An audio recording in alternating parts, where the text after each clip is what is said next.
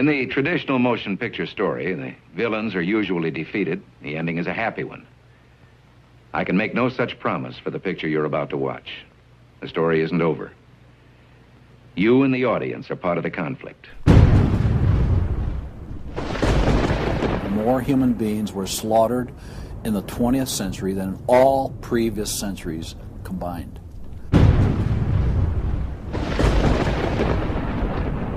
We're talking a congressional record, 135 million dead.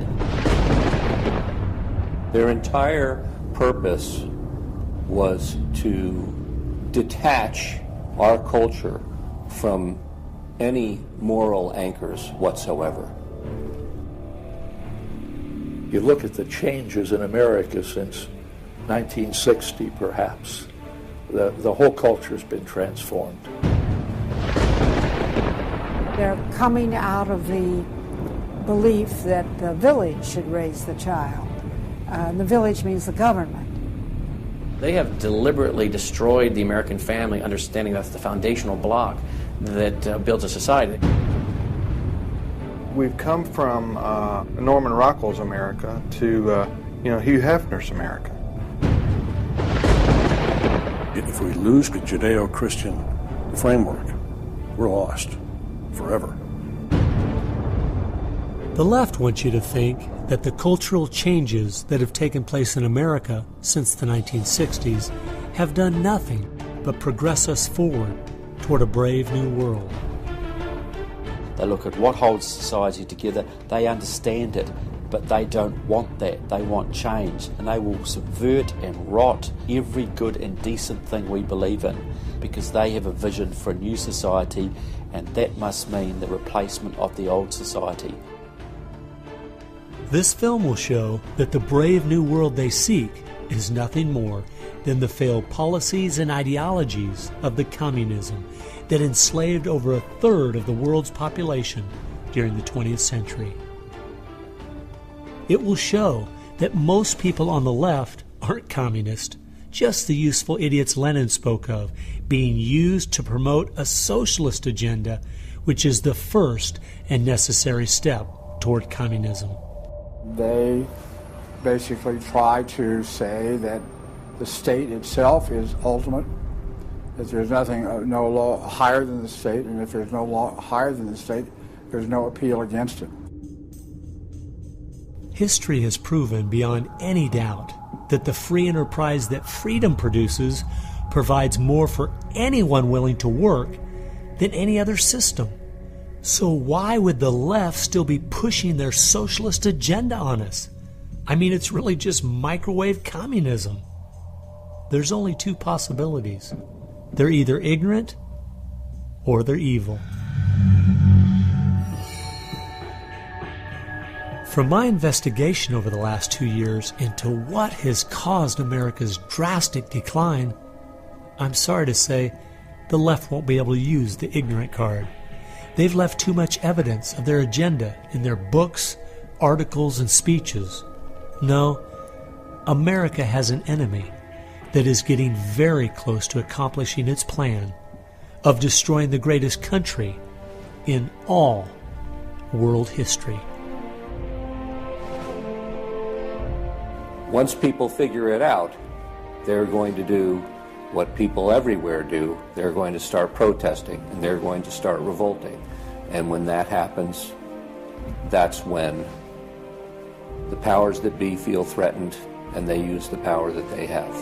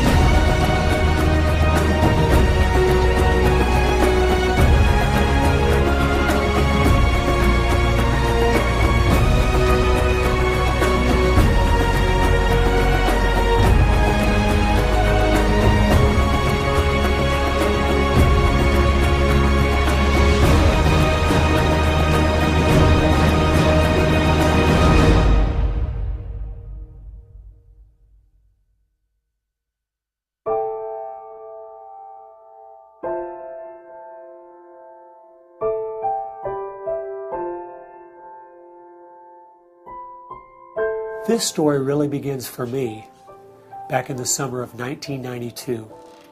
I got a phone call from an older gentleman I knew who was a writer, and he asked me if I'd go attend a meeting for him at the University of California, Berkeley. He told me that the Communist Party USA had recently split over differences of how to best take America down. Some were wanting to still work toward a violent revolution, while others were wanting to focus their efforts on using public policy to subvert America from the inside.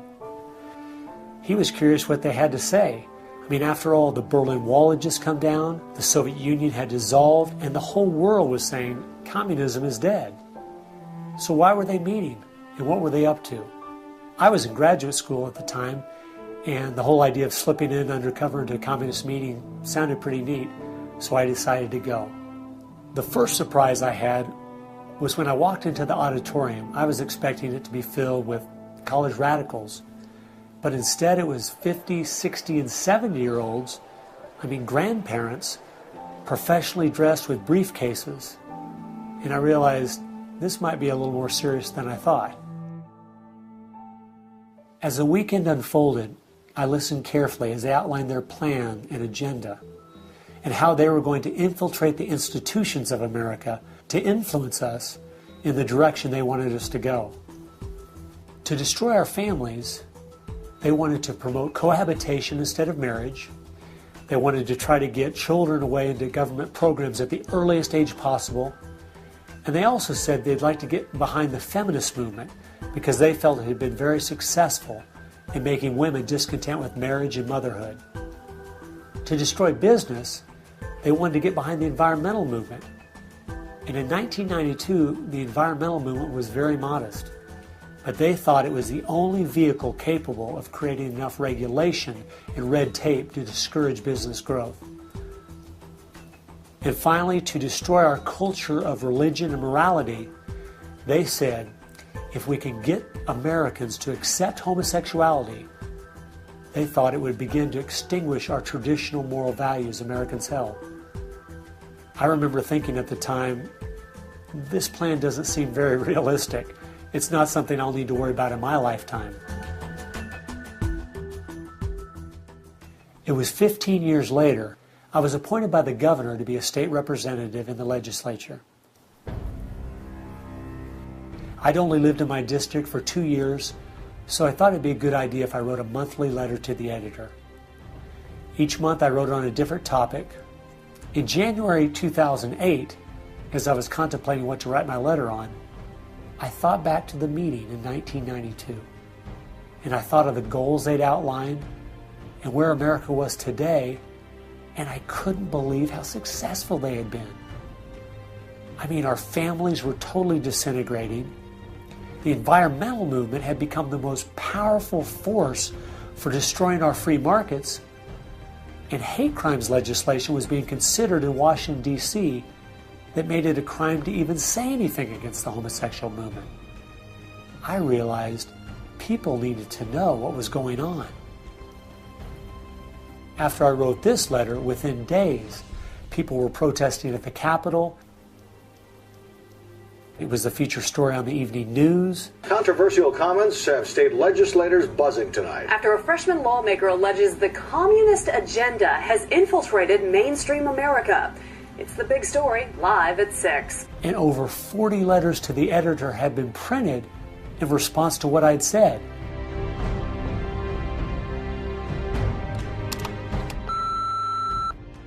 Hey, I just wanted to give you support on your newspaper article. Don't let them grind you down. Bye. I realized then I'd hit on something. One of the letters written in my defense stated that a book from 1958 had outlined a similar agenda. And this got my attention.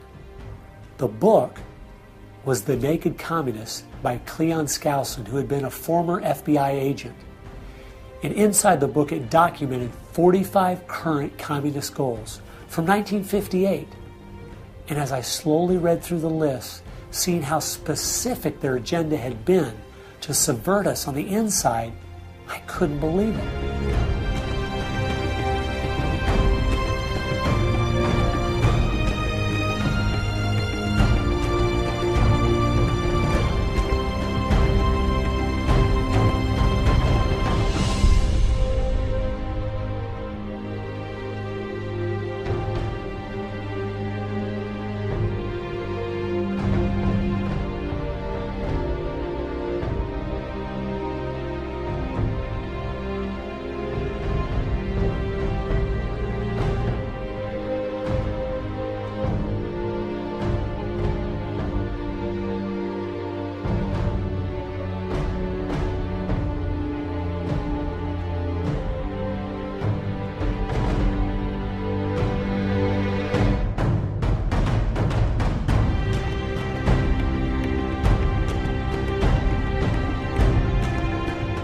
They'd accomplished almost every single one of them, and nobody seemed to be noticing. For at least the last 50 years, they'd been working actively behind the scenes, in the shadows, trying to move our people and our culture in a direction that was designed to destroy us.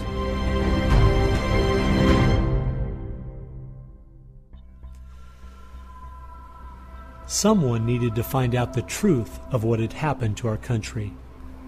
Could all of these very specific goals have been accomplished by accident?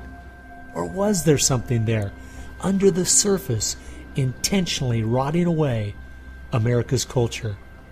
I decided to go and get the facts from some of my favorite writers and speakers around the country. These are a few of the questions I asked them.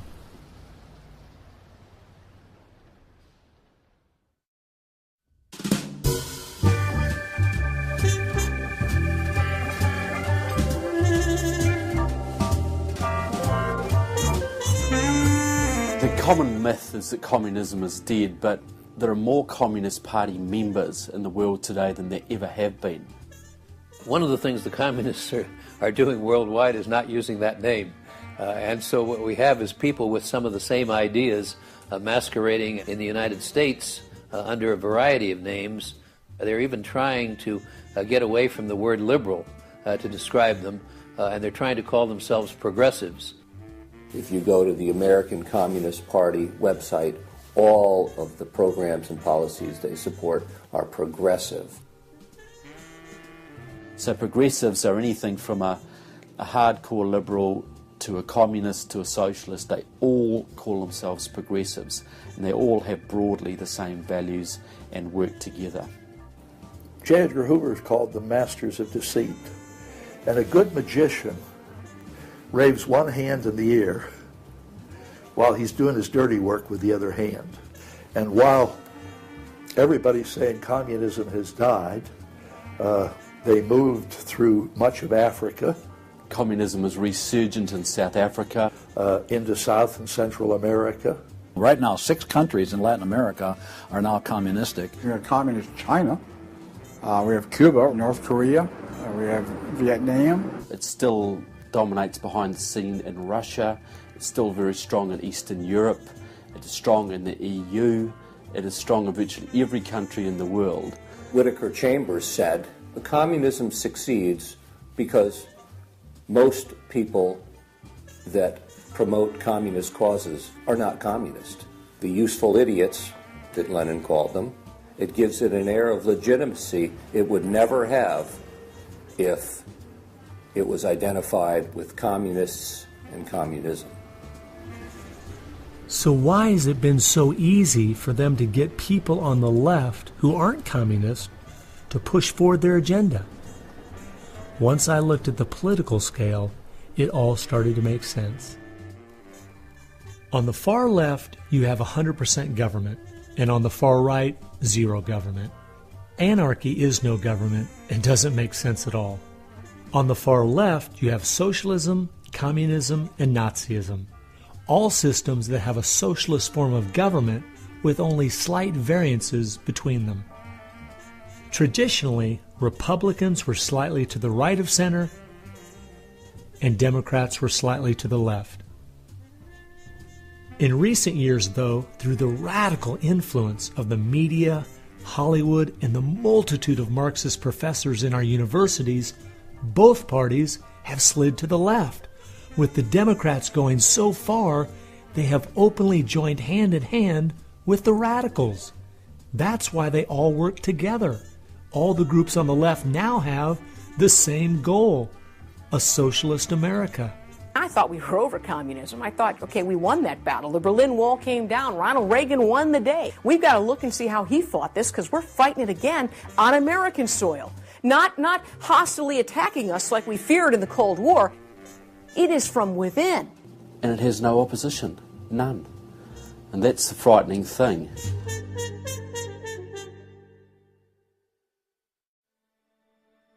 I think it's pretty clear to see communism isn't dead. They now disguise it by calling it different names, but the ideas behind it are alive and well. Almost 1.5 billion people still live in openly communistic countries. But unfortunately, most of us in America who are under the age of 50 have no idea what communism means to the people who live under it. So my next question was, what's so bad about communism? Communism is so evil. It's a completely tyrannical system. The whole history of communism is one of mass murder. Tens of millions of people brutally murdered by the communists. The mass murder of more people in times of peace in all the wars of history combined. Each of those countries where they have taken control, millions have been murdered. When you're asking for what is the legacy of Marxism, it is the greatest killing machine in all of human history. We're talking a congressional record, 135 million dead due to communism. I think the real number is probably, when you add in abortions, over 500 million. The rulers lived rather well, and at the same time you had all kinds of people who were enslaved, put in prison, oppressed, so you had really the opposite of what they claimed was going to be the result of their revolutionary activities. You would think that if the 20th century was the most murderous of centuries, everyone would say, let's find out why. And the truth is, you can't even ask the question. It is verboten to ask the question because the ideas that brought about that mass murder are still being taught in our public schools today. I think one of the reasons this has happened is because there's so much confusion surrounding the word communism. Technically speaking, communism is simply the final phase and goal of socialism. And socialism is best described by two words: big government. Government controls almost everything, and they use this power to take things by force from one person and give it to another. The liberals in America sincerely believe that this isn't evil at all. It is what will finally make things fair and just. There's only one problem that pulls some of us away from this wonderful utopian vision: history. From history we see that whether it was Hitler's National Socialism or Stalin's Soviet Socialism, socialism by whatever name and in all its forms is the ultimate evil.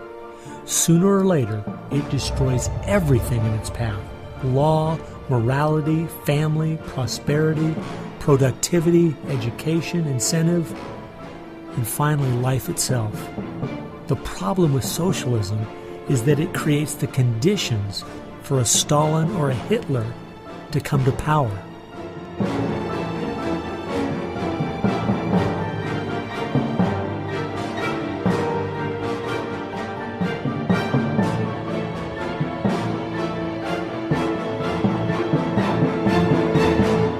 And that's why communism has such relevance today.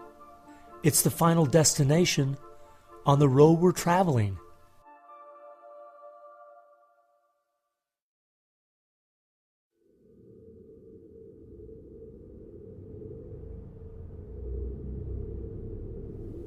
Friedrich Nietzsche tried to convince the world that God was dead. Charles Darwin tried to prove that humans are simply part of the animal kingdom. And Karl Marx realized that the philosophies of Nietzsche and Darwin would legitimize his own philosophy of communism. He knew their ideas would justify the brutality and slaughter that would be necessary to implement communism worldwide.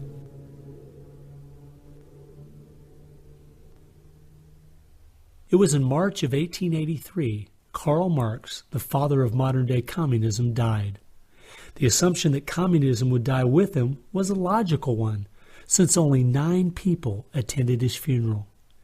In October of that same year in London, England, a group was forming called the Fabian Socialist Society. The Fabian Socialists decided that they were going to socialize the world incrementally. They called it socialism by evolution instead of Marxist socialism by revolution. It always worked in tandem with the communists. Some Fabians were also communist. There was a bit of interchange of membership. The Fabian socialists are slowly but surely bringing about the socialization of the world. Europe is pretty well done. They are now working in Latin America. Latin America is not just socialistic in many countries. They're all already Marxist.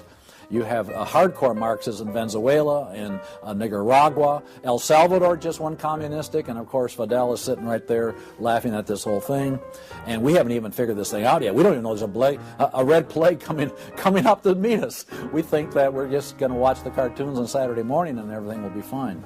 They had a lot to do with bad stuff happening. There are two things I found that gave me a good idea where the Fabians were really coming from. First of all, their symbol was a wolf in sheep's clothing. And secondly, George Bernard Shaw, who was a leader in the Fabians for almost 50 years, said, quote, "I am a communist, but not a member of the Communist Party. Stalin is a first-rate Fabian. I am one of the founders of Fabianism, and as such, very friendly to Russia," unquote. Fabians eventually begat the Students for a Democratic Society, which begat the Weather Underground, which begat basically the social changes that have happened in America in the last 40 years. Many of the SDS members from the 1960s still have an incredible influence on the direction our country is heading. One is the Reverend Jim Wallace, who was president of SDS when he was a student at Michigan State University. And yet today, he is the spiritual advisor to the President of the United States. They've been friends for many years. They go back to Chicago and the Chicago politics crowd. And during the Vietnam War, he was rooting for the Viet Cong to beat the United States Army. And when they did, he just couldn't believe it. He said it was one of the happiest days in his life. And another leader in the Students for a Democratic Society and founder of the Weather Underground is William Ayers, who has been a longtime friend and neighbor of President Obama. It came out in 2009 that Obama's book, Dreams from My Father, was even written by Ayers. So the influence from the Fabian Socialist Society goes right into the White House.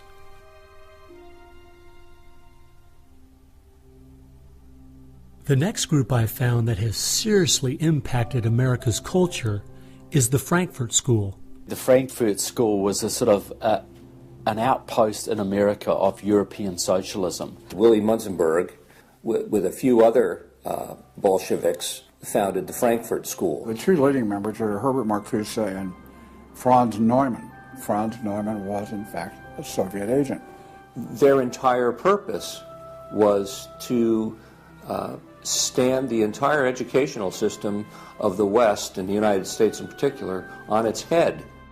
Bertrand Russell, who worked with the Frankfurt School, said, "By using psychological techniques to teach the children, we will be able to produce, quote, an unshakable conviction that snow is black," unquote.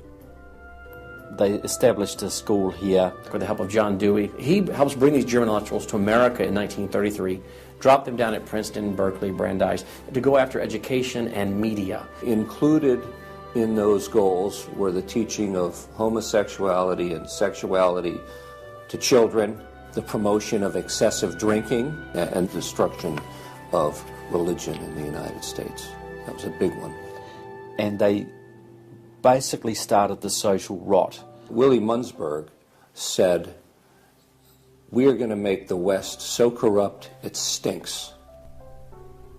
I love spending time with my family, July 4th, baseball, and apple pie, and my mind can't even comprehend that there were groups of intellectuals back in the 1930s plotting and planning how they could make America so corrupt it stinks.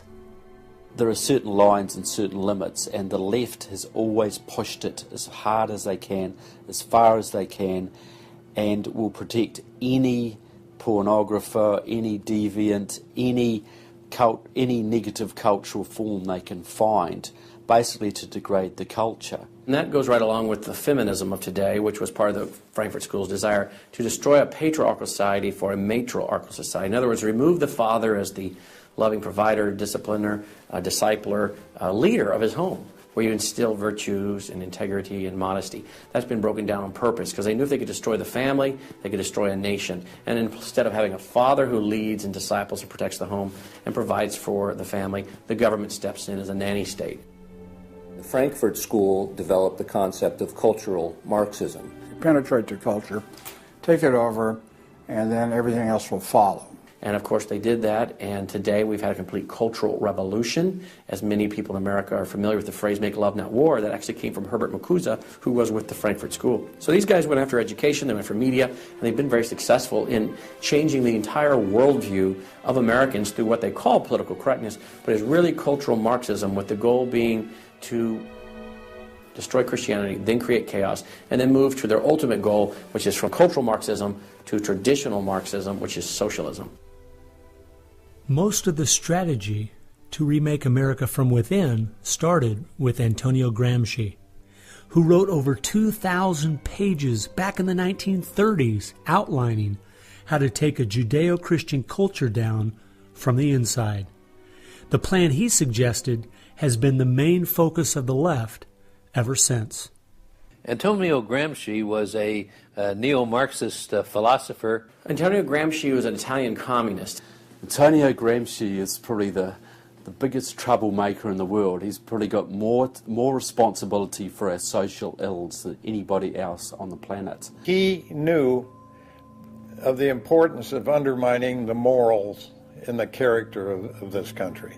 Because America had a strong Christian heritage, you had to attack the culture. You had to change the culture. Even to pornography, into areas that most people normally wouldn't accept. He said that we're going to destroy the West by destroying its culture. We're going to infiltrate and we're going to turn their music, their art, and their literature against them. That means that you penetrate the universities, you write the books, the novels, the poetry, the music, the book reviews. And once you control the culture, then you can sort of shape the thought of rising generations. He differed with Marx. Instead of, for example, destroying the church and the other basic institutions, he said infiltrate them and use them to change the culture. What Gramsci had to say was that this is the way that government is perpetuated and society is perpetuated is through these churches, because they set the standards, they set the framework of the way people live, of rules, how a family should be structured. He didn't want a revolution on the streets that would be overturned by the police the next day. He wanted to change society over the long term so that we'd have a revolution without us even realizing it, basically. And the communists have been very effective in promoting their ideology in Hollywood, in the mass media. And I think he was quite right. I think that's exactly what has happened. I think that's the way it's worked. I think it's working that way now. And that's where a lot of these people come from. And that's been the big success story of communism in the last 50 years. It's the professors, it's the educationalists, it's the journalists. They are the shock troops, the Gramscian shock troops of the future. And one of Gramsci's all-star disciples, Saul Alinsky, became one of the most influential radicals of the 1960s.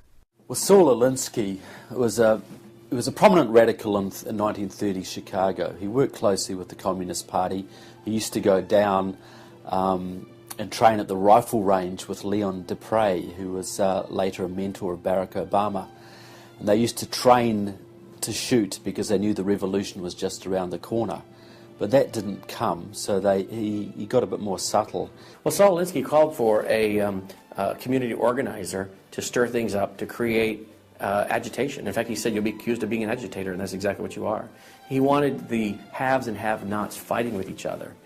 It wasn't until I was watching an old film from World War II that I realized what the left has been doing in America to pit the poor against the rich, blacks against whites, and the young against the old, is the same tactic Hitler used to disunify Germany.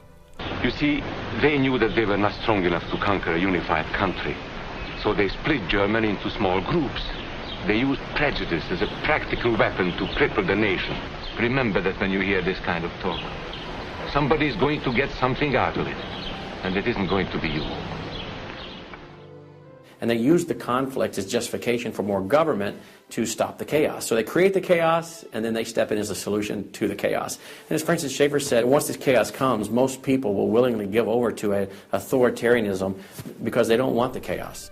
His book was kind of the field manual, if you will, for these activist organizations. Which President Obama studied and taught at a workshop for 4 years in Chicago as a community organizer for ACORN.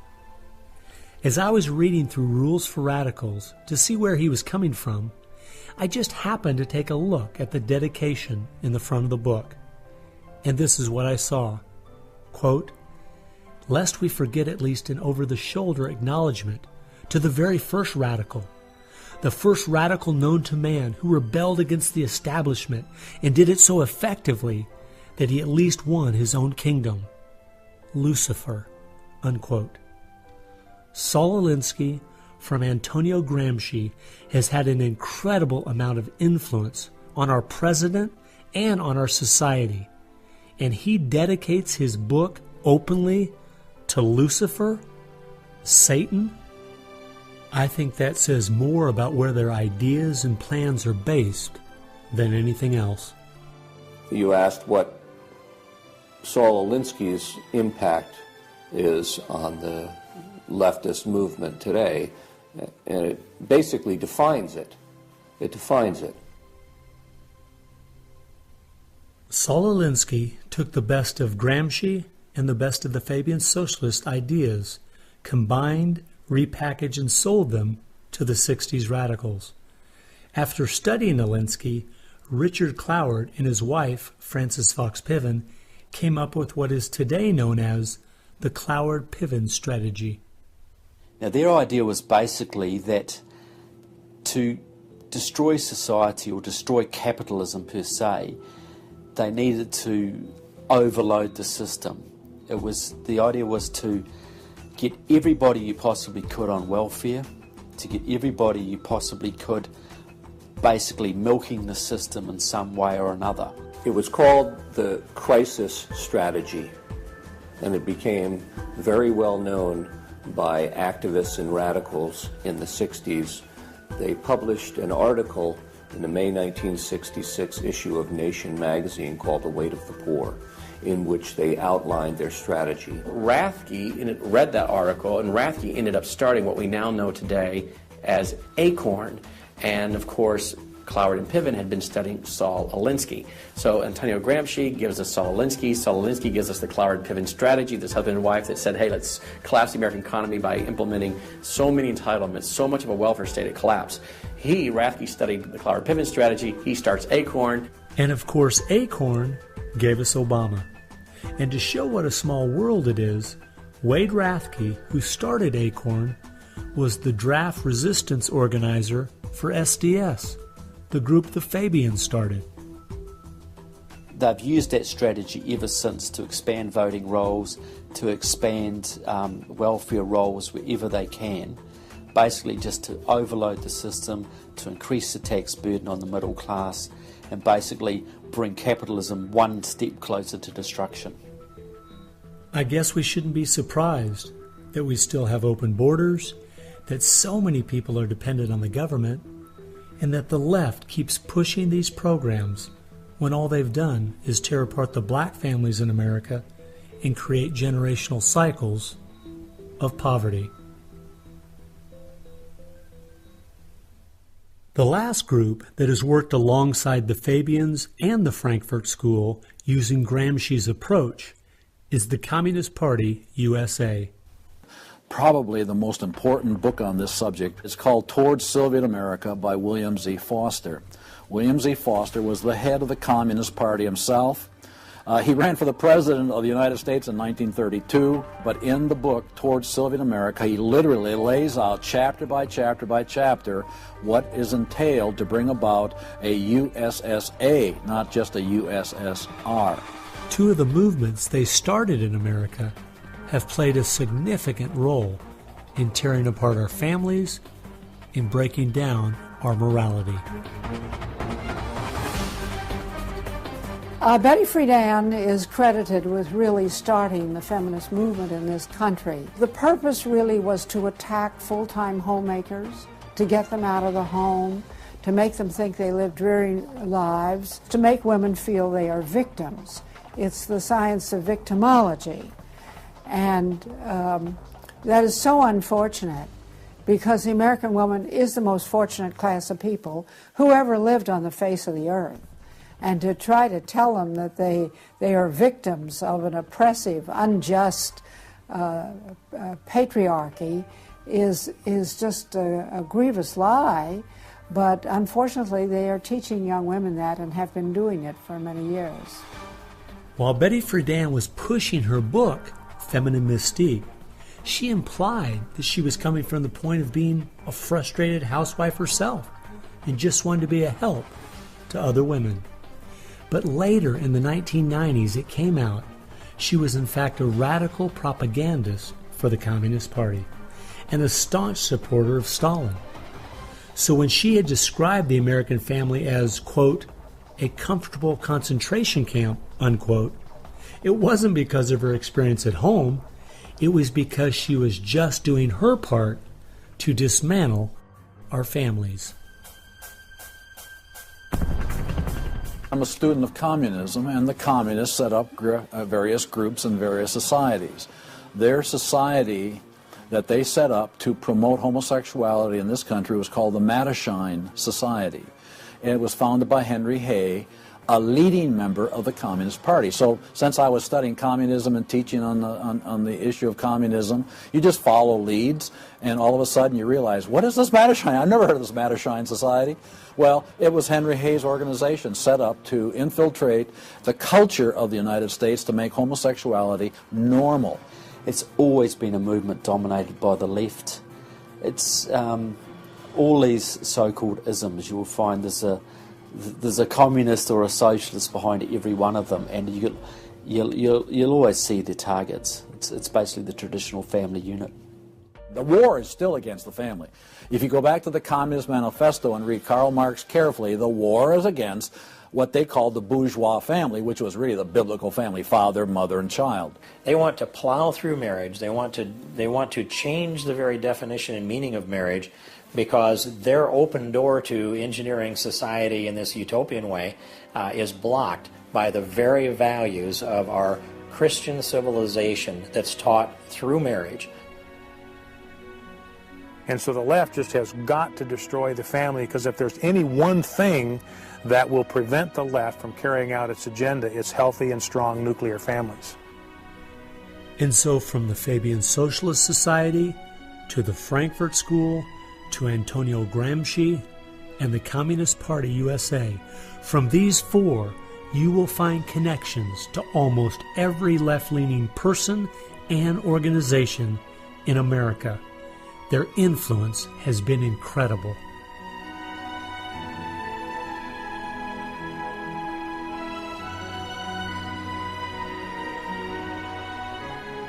It was in the 1960s all the groups on the left seemed to realize Antonio Gramsci was right. In a Judeo-Christian society, you will never be able to persuade people to rise up in a Marxist revolution and start killing each other off. The only way to take the culture down is through penetrating the institutions of influence to change the people from within.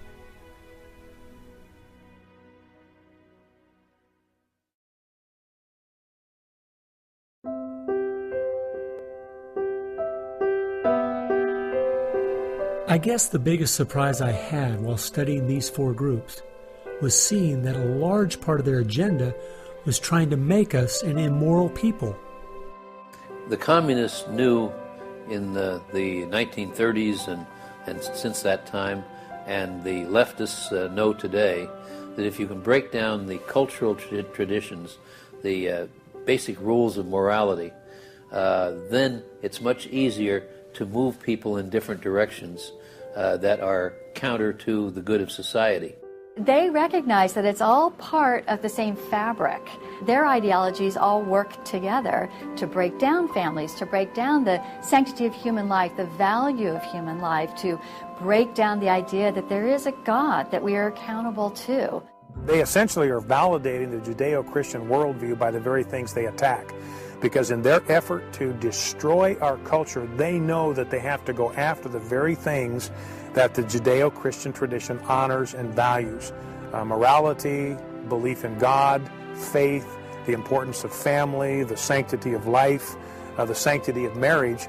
It's amazing our enemies could see our morality was our greatest strength. And yet so many Americans don't seem to get it. Morality is simply having the character to do what you should do instead of what you have the freedom to do. And that's the only way freedom works. A people cannot be given freedom without morality, or they will self-destruct. And that's what we see happening in America today. The bottom line is freedom and free enterprise are simply fruit on the tree of morality. Our founding fathers clearly understood this principle, and so do our enemies.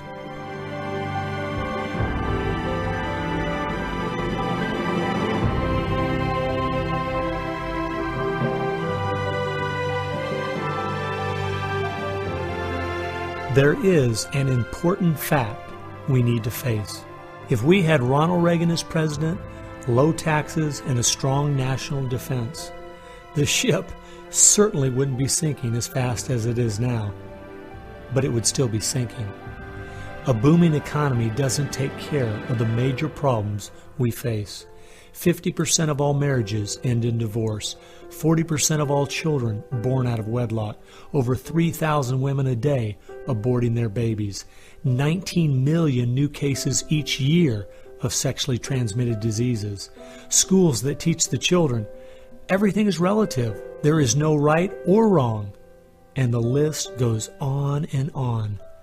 I recently read in our local paper that over the last 12 months, almost 7% of all high school students in my state tried to commit suicide. Our society is falling apart, whether we want to admit it or not.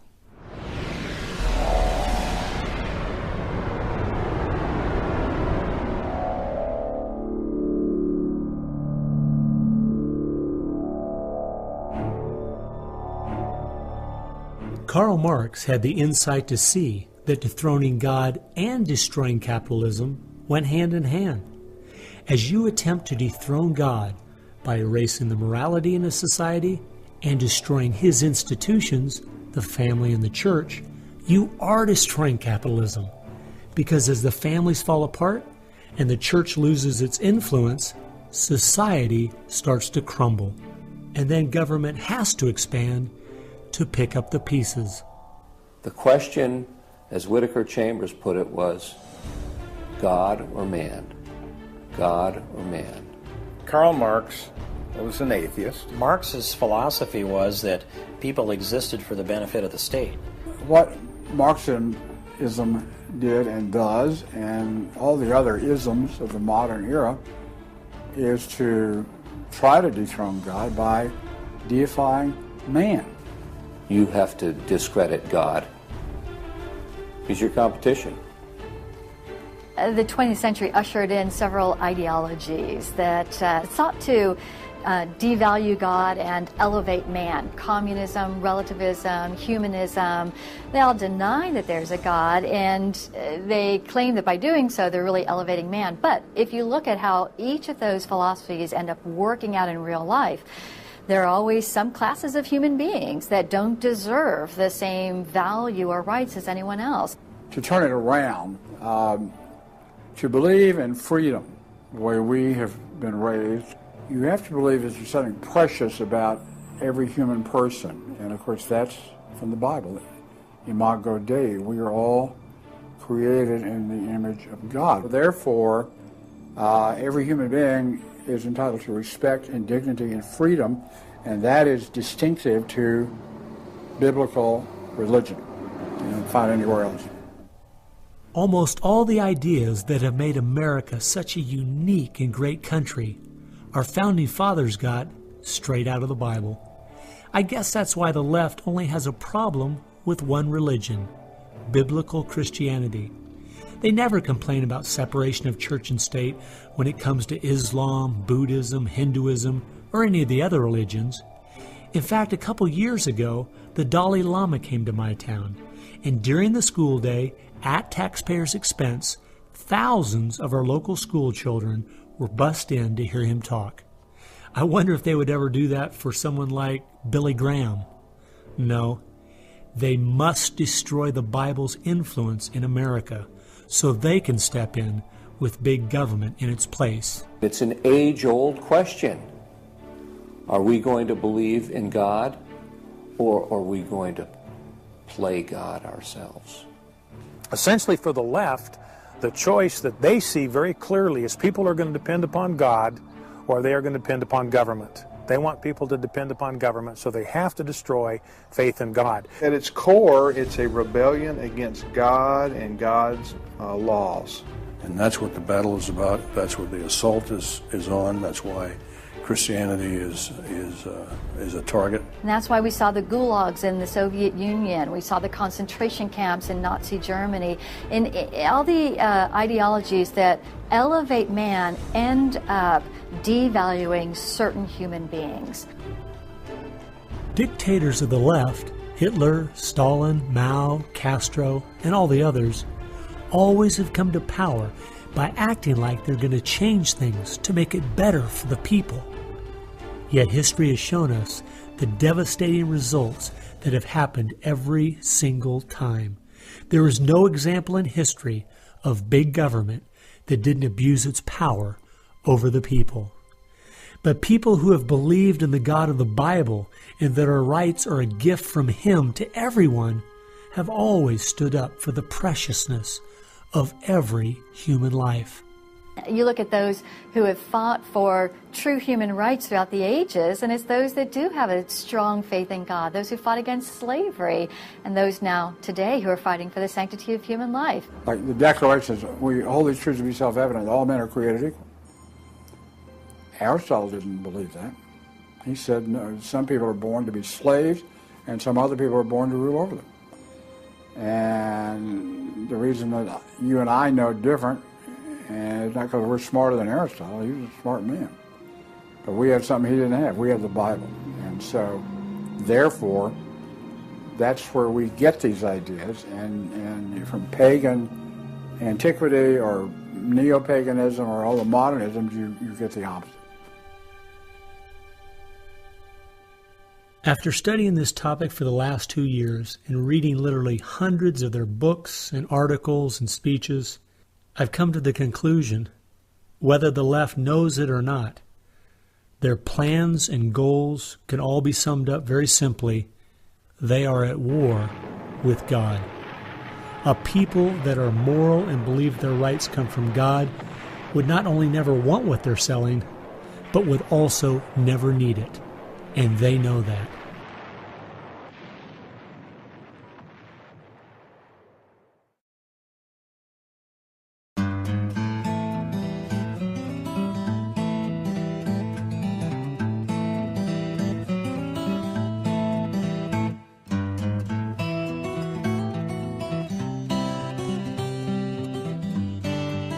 It's obvious if you're trying to subvert a country, you want to control the news. You want to control public opinion. And a lot of people realize, well, there's a biased media, and most people know that. Even the Washington Post admitted it. Yeah, we were biased for Obama, so what? And when you enter into the equation, so what?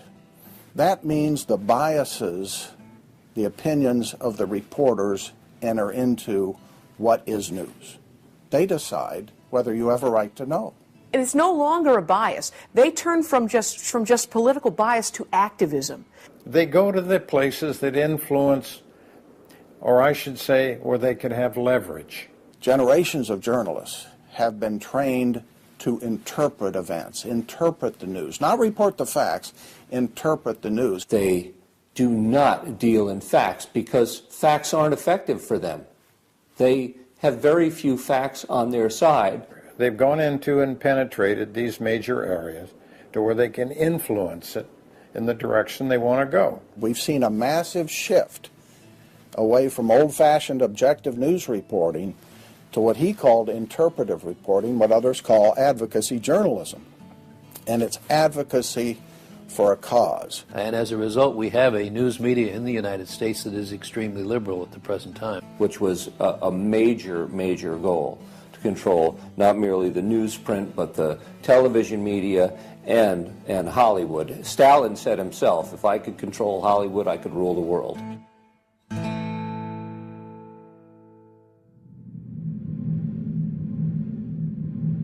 Children are always the first targets of anybody trying to bring down a system.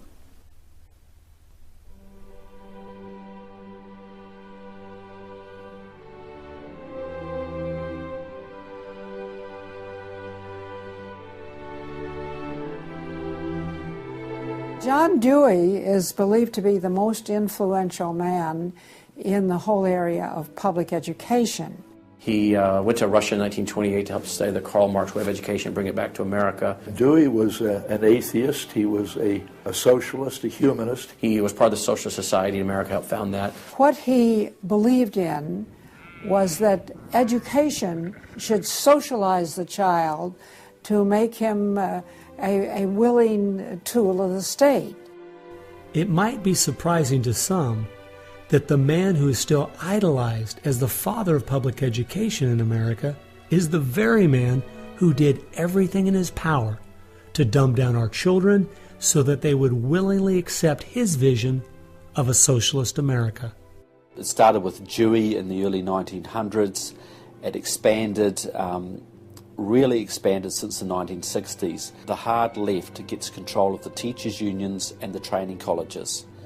If you've got those two institutions, you can pretty much dictate all educational policy. The people who were demonstrating against our country and against our government in the 1960s have now become tenured professors in the universities. So they're the ones who are writing the textbooks, teaching the teachers, running the teachers' colleges. And it's self-perpetuating, because once you have the universities, then you train more cadres and more and more and more. And they discovered that they could do more to remake our country by going into the schools than they could by throwing bombs. I believe the average patriotic American underestimates the importance and influence education has on their children. That's how the large majority we had in 1980 to elect Ronald Reagan in a landslide has been lost. It's not because the other side has had lots of children. No, they're aborting theirs. But instead they're capturing ours through the propaganda they teach them, 7 hours a day for 13 years, and even longer if they attend college. We are losing most of our children to the other side because of the anti-American, anti-God, and anti-free enterprise rhetoric they are filled with in the government schools. Government schools are not teaching basic reasoning processes. They're not teaching logic. They're not teaching actual data of history and science and mathematics. And if your education is rather limited, then you're inclined to believe that government can be the solution to your problems. When you look at the desks in the schoolroom, you'll find 4 together, or maybe a table, they sit around a table. Independent desks are very rare in most classrooms because they don't want to promote the self-sufficiency, independence mindset. You go back to William Z. Foster in his book, Towards Soviet America, you will see how he has a whole chapter there on how we have to supplant education in this country and ultimately force every student to attend public school. That's the other thing. I hope the homeschoolers catch on to this. The homeschoolers and the Christian day school movement are going to have some very rough times ahead of them because the public school crowd cannot afford to have any competition. And they're being given plenty of competition by the homeschoolers right now. You see the effects of that in lowered educational standards. There's no more studying of the classics or studying of the civics or how the US Constitution was formed. It's all progressive education. It's all based on the identity politics, the isms, the current trendy isms, environmentalism, racism. They're training them for the collective, and a collective mindset and a dependency mindset. And it seems that they, again, want to have people be uneducated, so then they do become wards of the state. They're dependent on the government to provide everything for them. It's under 10% of kids believe that there is an absolute right and an absolute wrong. And why are we surprised? We've sent our kids into this government system that indoctrinates them, that teaches them about tolerance and diversity and multiculturalism, and not about reading, writing, and arithmetic, not about what our founding fathers had to say. It's consequences. Few would argue that the education the children are receiving in the public schools is pathetic at best. But with the amount of tax dollars we spend each year, over twice as much as it would cost to send the students to private school, why do we allow this to continue? The group that my investigation led me to, that seems dedicated to making sure the children don't get a good education, was a real shocker. The schools are pretty much controlled by the Teachers Union, the National Education Association. If you look at their platform and goals, you would think they were a socialist or almost communistic organization. They are for the entire feminist agenda, starting with abortion on demand, tax-funded abortions. They're for the whole gay rights agenda. They're for the whole globalism agenda. They are extremely anti-parent. It is an effort to get the children to abandon the values of their parents. National Education Association has no patience, tolerance, or use for traditional teachers. They're looking for people who want to be agents of change. They want to throw out all the lessons of history. And really it's an attempt to then impose their own views and ideas onto people, get them to act as activists. If you control those institutions, then you can control everything else. It's all public schools, all for their jobs, and they have gotten behind all of the radical kinds of curriculum that's being introduced. They're for it 100%. They've had a tremendous effect on public education. It's not positive. We also see immorality being promoted through our schools. The kind of sex ed curriculum that is being used and paid for with our tax dollars would shock most parents. I think one of the main problems we face is parents naively thinking that the schools are the same today as they were when they were young. They don't realize there is a battle going on in this country for the hearts and minds of our children. The game is between 15 and 25 years of age. That's the whole game. If you're over 25, the chances are they're going to put a few pennies towards you to corrupt you. But their game right now is to corrupt the 15 to 25-year-olds or less. And right now they're down in the first grade with Heather has two mommies, Daddy's roommate, gay pride parade, and now by 8th grade they'll pass out condoms in school colors because that's so patriotic. And it's perfectly obvious that you get a hold of the child early, you can change his values away from his parents' values and get him to follow you. And they're very open about saying that. The National Education Association has passed resolutions saying they want children from birth. Isn't that interesting? The Communist Manifesto also thought the state should take control of children at birth. The left has always been good at disguising their real agenda by coming up with phrases made from words we are very familiar with, but then giving them new definitions. Social justice is the current phrase of choice and is being used to teach children the failed Marxist ideas of yesteryear are what they should strive for today. We see social justice curriculum today, which is the buzzword for communism, socialism, Marxism, which Bill Ayers is teaching. It's in many of our colleges, and the social justice curriculum is being taught in high schools all over the nation. Justice is good. If you then start calling it something blank justice, then you're modifying it. And what it really means is, I think, taking from one group of people and giving to another group. So I would call it socialisms. and it's used to break down the differences between the way things are done and the way it should be done. So when they're teaching social justice in the schools, they're not talking about free enterprise and capitalism and individual self-responsibility, all the things that made America great. They're talking about the things that made Europe and the Soviet Union and China so bad.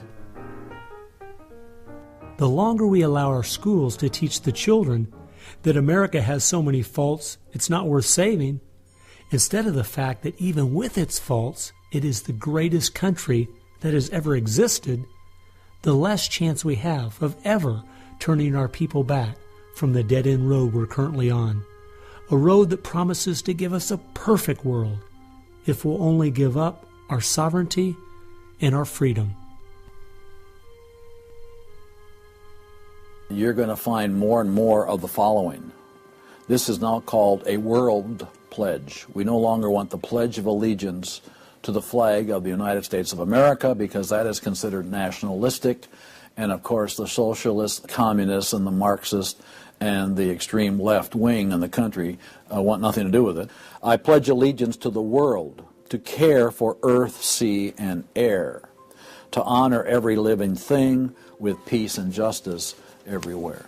This came out, first of all, in Superior, Wisconsin. So Superior, Wisconsin was their guinea pig, and there was very little said against it, and so it would then go to the next and the next and the next, and before long you'll have the whole school system standing up saying, I pledge allegiance to the world instead of I pledge allegiance to the U.S. The public schools right now, if you'll read Towards Soviet America, have nearly accepted every item that William Z. Foster said we needed to place into the public school curriculum. And we're seeing the results. You know, people are not as informed as they once were. They think in different ways, and they think in the way that the left intends them to think. Antonio Gramsci realized that if you can take over the institutions in a culture, you will be able to use those to influence society to create the socialist man you want. I think the most brilliant part of his plan was that he realized you could not only create a man that wanted big government to take care of him cradle to grave, but, and this is the genius of Gramsci, you could create a man that needed big government to take care of him cradle to grave. A man so dumbed down and so minimized in society, he wouldn't have the intellect or character to take care of himself. The reason this is so deadly for America is that once we have a certain percentage of the population in that category, our limited constitutional form of government is no longer possible because too many people won't be able to exist in that framework. We are approaching that tipping point rapidly.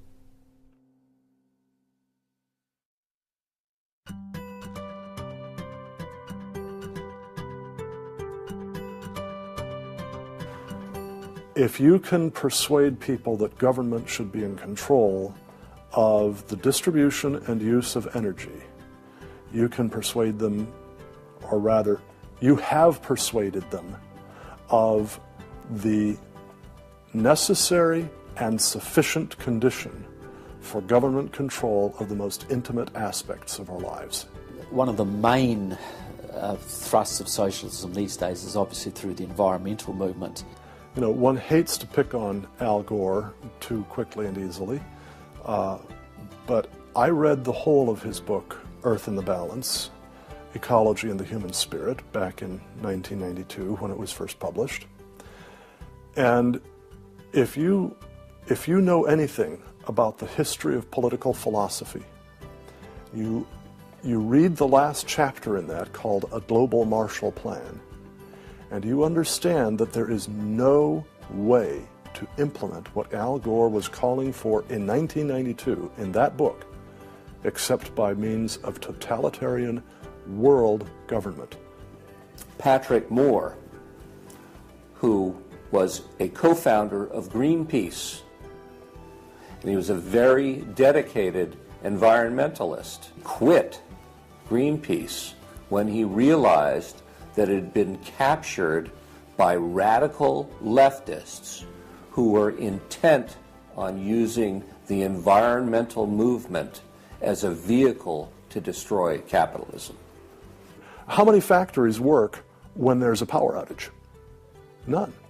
You want to hurt business, you want to drive down industrial production, you just drive up the prices of energy, you just diminish its availability, and the easiest way to do that is to make people scared to death of the cheapest forms of energy, which are fossil fuels, oil, coal, natural gas, and nuclear energy. They had already made people afraid of nuclear because of irrational fears of nuclear reactor meltdowns, which were physically impossible anyway. But then they had to figure out a way to make them afraid of fossil fuels. Well, the way to do that was to say they're going to cause catastrophic global warming. So I used to think this was just one great big distraction. If they want to put their energies toward the environment, but now I see that this is now being turned around and used as a tool to further a socialist agenda. Charles Rubin, a political scientist who wrote the book The Green Crusade, has told this story extremely well. Environment comes from a French word meaning surroundings. Well, now, what is surroundings? Everything around you, right? And so, as Rubin points out, environmentalism is literally everythingism. And so, if you were a socialist committed ideologically to the notion of government having control of everything about our lives, and you saw that you were losing the contest in terms of the creation of wealth and its distribution to capitalism, you had to find some other basis on which to promote your vision of government and to pursue its implementation. Environmentalism, or everythingism, was the perfect card. In December of 2009, when the ClimateGate scandal broke open and it became public that even the leaders of the movement knew the whole global warming idea was a farce, it wasn't them just having bad data. We as Americans knew once and for all that this movement was simply part of their agenda. It's my guess that regardless of the evidence that comes out against them, they will not let this tool they have waited the last 100 years for go to waste. A tool that gives them the absolute power and control they want, but allows them to get it under the guise of saving the planet.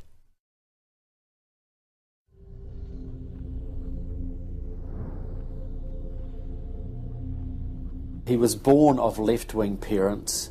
He was mentored as a young man by a Communist Party member called Frank Marshall Davis. Now, Davis joined the Communist Party in Chicago, and he was very well connected there.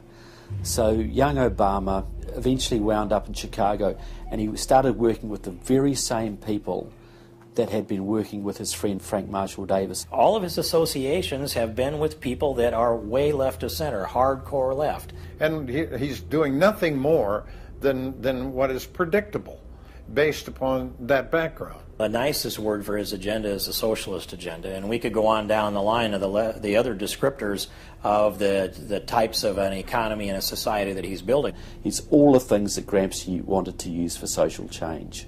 Yeah, he's the epitome of the movement. If you think there's no way that so few could be so effective, consider this. When the Communist Party USA split in 1992, the group that formed was the Committees of Correspondence, and it was their meeting I attended that summer at Berkeley.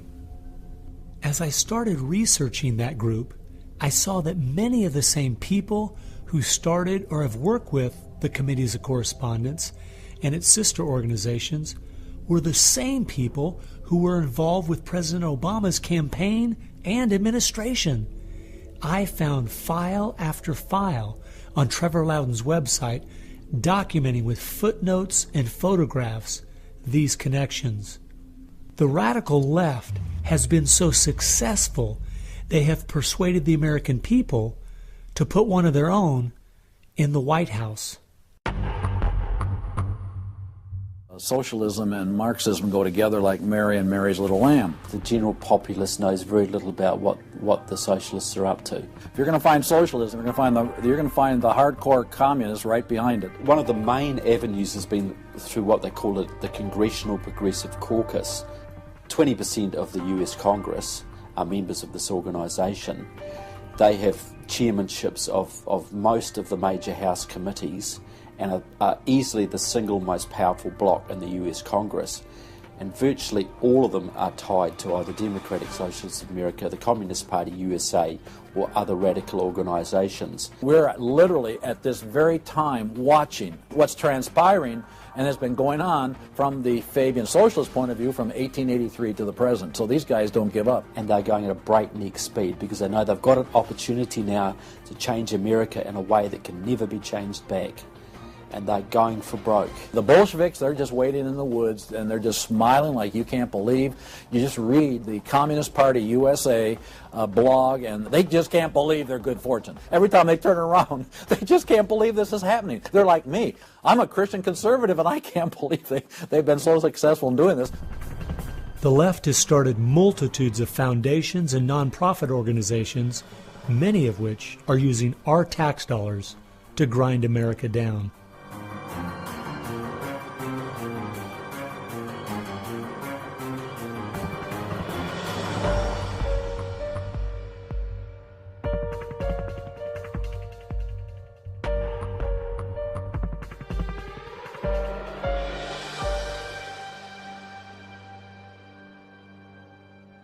They use all kinds of patriotic words to masquerade an extreme leftist orientation, which, if anything, would enslave the people in the same kinds of things with the same kind of ultimate results as communism had. The communists will let the socialists go so far, and then ultimately the communists really turn on their fellow socialists and they wipe them out too. And their attitude, I think, is really probably pretty close. They figure, look, if these socialists betrayed their own country, the chances are, once we get in power, they'll betray us too. So they'll figure, let's just rub them out right now. And at a given point, you'll see in the history of communism that they've been very effective in rubbing out their fellow socialists who brought about their socialism before the Bolsheviks and the hardcore communists with a capital C took them over. One thing we do really have to recognize is this is a domestic enemy. This is not just people with different ideas. These are not just nice folks who have funny, silly ideas that they will eventually figure out are just not very mature. No, these people are dangerous, dangerous enemies, and they are intent on overthrowing this country and imposing a socialist system that will mean extreme hardship for the vast majority of people in this country. That's true with them constantly seeking to re-engineer society so they reach this level of utopian perfection. Where we, on the other side, we advance the idea that this is about the cause of freedom, and if it hadn't been for Jesus Christ, there never would have been a United States of America, because the inspiration for freedom drove our founding fathers. They were informed by their faith, and I believe guided by the hand of God.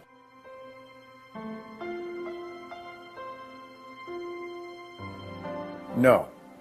No. Perhaps treacherously close. It is never over until it's over. When the fat lady sings, isn't that the slogan? And when the fat lady sings, it's over.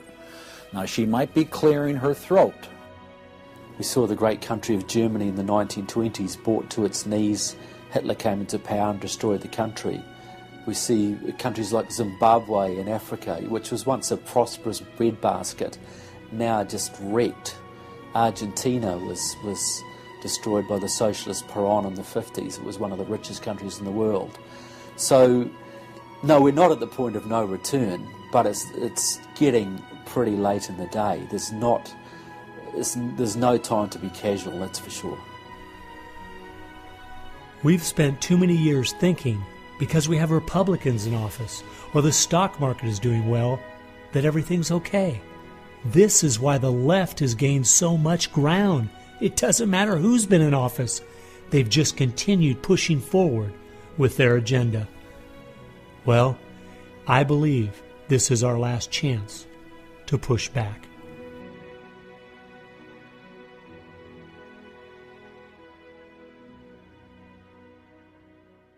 If people are looking for something to do, we have our work cut out for us. I believe one of the things that we can do that will have a profound impact in changing America is praying.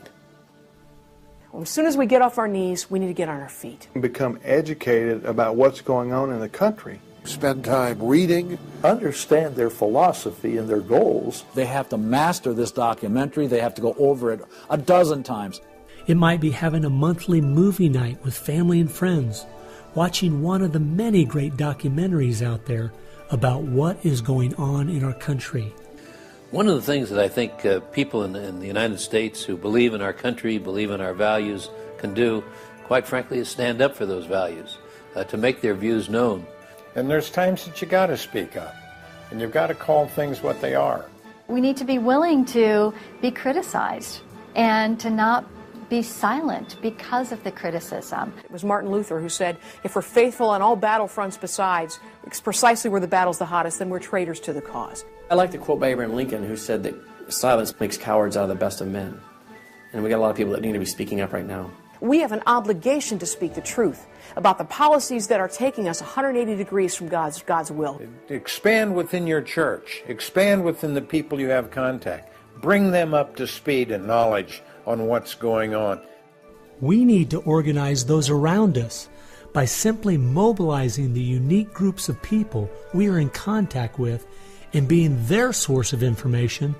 We can have an extraordinary effect. Lenin said that the organized minority will beat the disorganized majority every time. Why should we be buying products from companies that are going to fund organizations that attack our values? They need to be really smart in using the mass media. They might want to blog. Using the power of YouTube and that sort of thing to educate as many people as possible. A good YouTube video can reach millions of people. And if Susan Boyle can do it, why can't we? If you do the right kinds of things on YouTube that are creative and do them frequently, you can drive a message through society, influencing millions at almost no cost.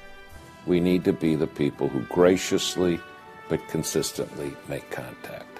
And express to those folks we elected what we want them to do, and what we believe in, what we think is right. And if they don't follow those things, then we need to make efforts to get them out and get other people in that will.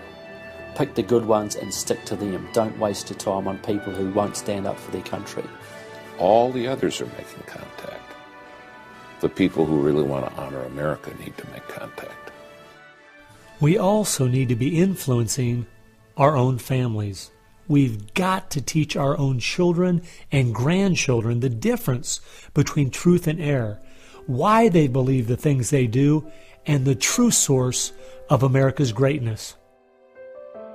If what we're talking about is true, the most important thing we can do is protect our young, because that is where all of this is leading. They need to get that younger generation under their belt. And more parents are going to have to say, they're just going to have to sacrifice and take responsibility for their kids' education, because that's really where it starts, to impart that belief. The Southern Baptists, we're seeing that 85% of their kids, after they get out of their home, are essentially rejecting their faith, rejecting what they were taught.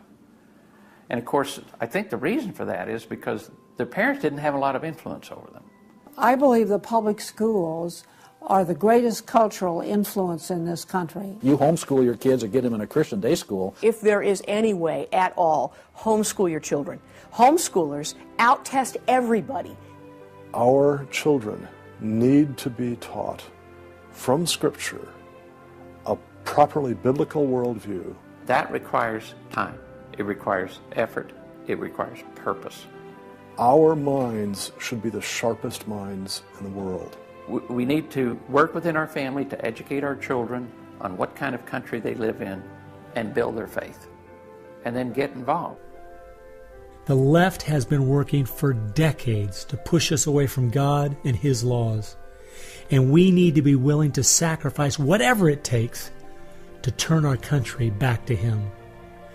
Throughout our history as Americans, though, there has always been a great price to be paid for preserving, protecting, and defending this great land. the people who built America paid a great price. The people who went to war for our nation, boy, did they pay a price. And one of the American values was, we will pay a price for what is right. We will give of ourselves, even if it requires the giving of our lives. That was an American value. That's why it is such a heroic and honorable thing when a soldier defending us pays that price. That's like when you go to Arlington Cemetery in Washington, or the Tomb of the Unknown. You stand there and you say, this is America.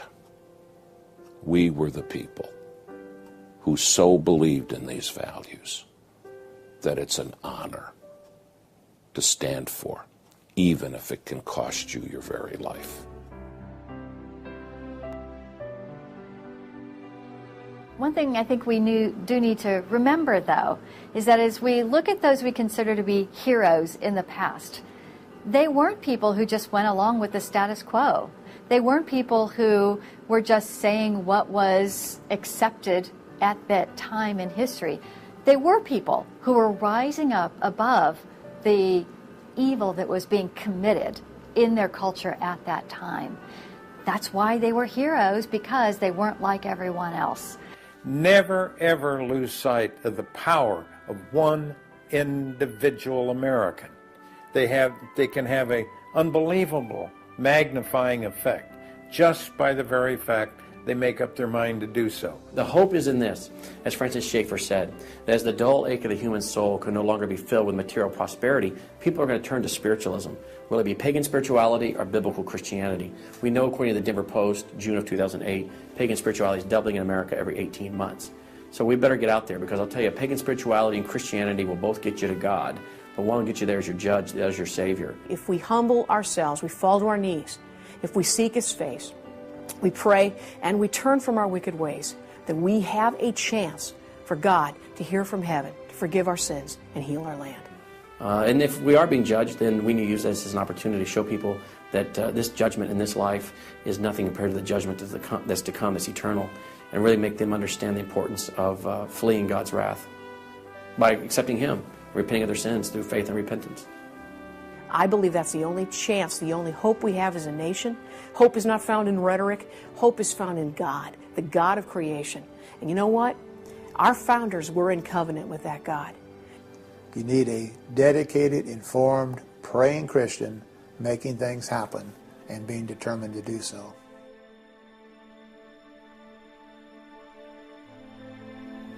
Time has only allowed me to present a fraction of what I found.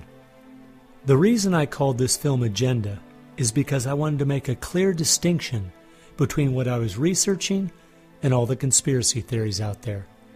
The dictionary says a conspiracy is an evil plan formulated in secret by two or more persons, but an agenda is simply a list of things to be done. At every turn of my investigation, I have found agendas by people and groups of the left outlining their plan in their own words. They've been doing most of this right out in the open. Some of you might be thinking, these Marxist ideas aren't the most serious threat we face. What about militant Islam, our open borders, the national debt, or even China? Well, I agree. America is facing so many serious threats right now. But the reason I believe this is the most dire is because it's destroying us on the inside. Through the political correctness and dumbing down, it's causing us to lose our ability to call evil evil and stand against it. I fear for our country.